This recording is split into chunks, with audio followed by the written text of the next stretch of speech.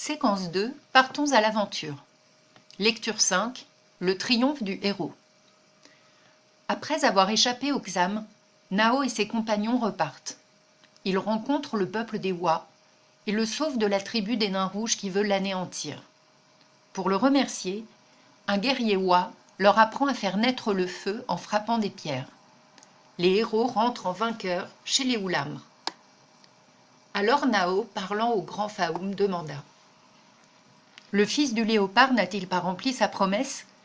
Et le chef des Oulamres remplira-t-il la sienne ? » Il désignait Gamla, debout dans la clarté écarlate. Elle secoua sa grande chevelure. Palpitante d'orgueil, elle n'avait plus de crainte. Elle était dans cette admiration dont toute la horde enveloppait Nao. « Gamla sera ta femme, comme il a été promis, » répondit presque humblement Faoum. « Et Nao commandera la horde, » déclara hardiment le vieux Goun.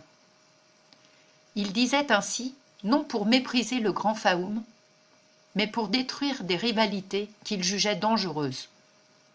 Dans ce moment où le feu venait de naître, personne n'oserait le contredire. Une approbation exaltée fit rouler les mains et les visages. Mais Nao ne voyait que Gamla, sa grande chevelure et ses yeux frais. Pourtant, il comprenait qu'un chef au bras débile ne pouvait commander seul aux Oulamres, et il s'écria : « Nao et Faoum dirigeront la horde. » Dans leur surprise, tous se turent, tandis que pour la première fois, Faoum, au cœur féroce, se sentait envahir d'une confuse tendresse pour un homme non issu de ses sœurs. Cependant, le vieux Goun, de beaucoup le plus curieux des Oulamres, souhaitait connaître les aventures des trois guerriers.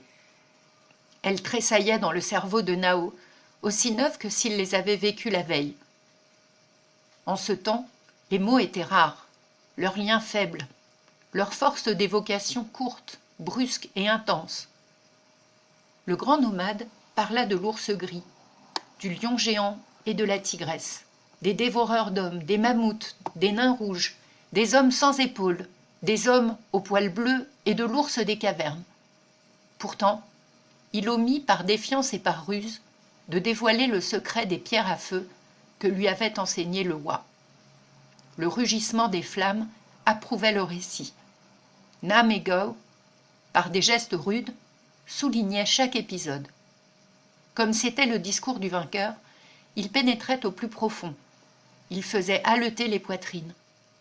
Et Goun clama : « Il n'y a pas eu de guerrier comparable à Nao parmi nos pères, et il n'y en aura point parmi nos enfants, ni les enfants de nos enfants. » Quelques notes de bas de page. Horde signifie tribu. Goun est un vieil homme de la tribu qui représente la sagesse et l'expérience. Au bras débile signifie ici faible. Faoum est affaibli par l'âge et a été blessé. Enfin, le grand nomade.